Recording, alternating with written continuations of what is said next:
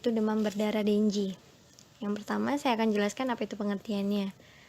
Demam berdarah Dengue atau DBD adalah penyakit yang disebabkan oleh salah satu dari 4 virus Dengue.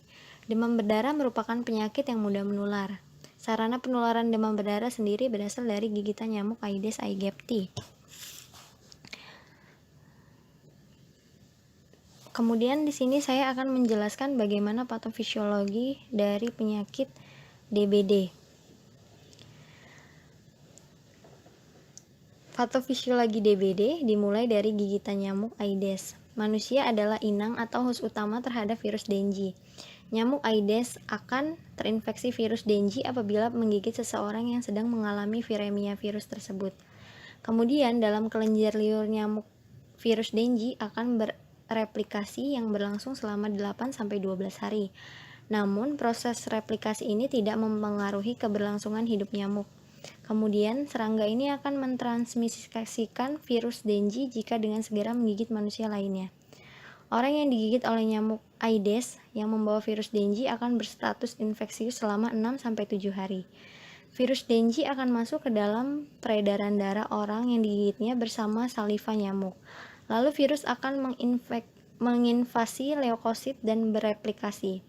Leukosit akan merespon adanya viremia dengan mengeluarkan protein sitokinase atau interferon yang bertanggung jawab terhadap timbulnya gejala-gejala seperti demam, flu, atau gejala lainnya dan nyeri otot. Masa inkubasi biasanya 4-7 hari dengan kisaran 3-14 hari. Bila replikasi virus bertambah, maka banyak virus dapat masuk ke dalam organ hati dan sumsum tulang. Lalu setelah itu saya akan menerangkan beberapa kasus DBD di Indonesia. Selama tahun 2019-2020, kasus DBD di Indonesia mengalami peningkatan.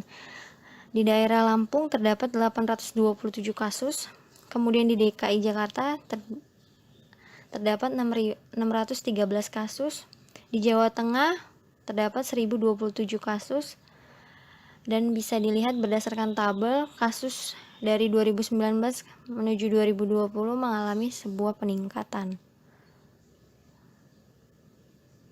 Apa saja gejala-gejala demam berdarah? Gejala-gejala demam berdarah pada seseorang yang menderita demam berdarah Dengue, seseorang akan mengalami gejala kedinginan. Kemudian itu penderita akan mengalami demam. Bila semakin parah biasanya terjadi perdarahan. Tempat-tempat berkembangnya nyamuk Aedes aegypti biasanya terdapat di bak-bak kamar mandi yang kotor atau juga banyak di lubang-lubang sebuah selokan atau kolam. Nyamuk Aedes aegypti senang berkembang di tempat-tempat yang lembab. Apa saja pencegahan penyakit demam berdarah Dengue? 4 pencegahan dalam penyakit DBD dibagi menjadi 5,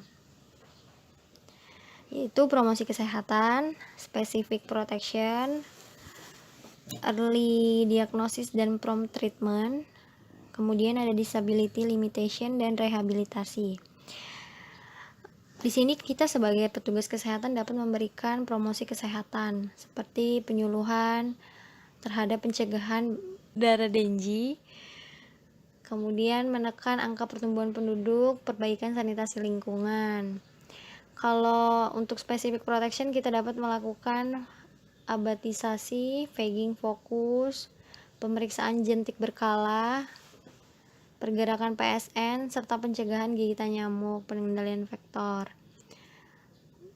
Dalam bentuk early diagnosis yaitu pelacakan penderita, penemuan dan pertolongan penderita, pemeriksaan laboratorium, serta pengobatan penderita. Langkah disability limitation dengan pengobatan dan perawatan, pemberian cairan atau transfusi darah, transfusi sel trombosit atau pemberian cairan plasma. Rehabilitasi dibagi menjadi 4, rehabilitasi fisik, mental, sosial, vokasional, dan Acetes. Untuk tindakan pencegahan lainnya yaitu dengan melakukan 3M, yaitu menguras. Hal ini dilakukan dengan membersihkan tempat yang sering dijadikan tempat penampungan air seperti bak mandi, ember air, tempat penampungan air minum, penampungan air lemari es, dan lain-lain. Menutup. Langkah ini dilakukan dengan menutup rapat-rapat tempat penampungan air seperti drum, kendi, toren air, dan lain sebagainya. Mengubur atau memanfaatkan kembali barang bekas yang memiliki potensi untuk jadi tempat pengembang biakan nyamuk penular demam berdarah Dengue. Berikut adalah presentasi yang dapat saya lakukan. Jika ada salah kata saya mohon maaf. Pada Allah saya mohon ampun. Wassalamualaikum warahmatullahi wabarakatuh. Terima kasih.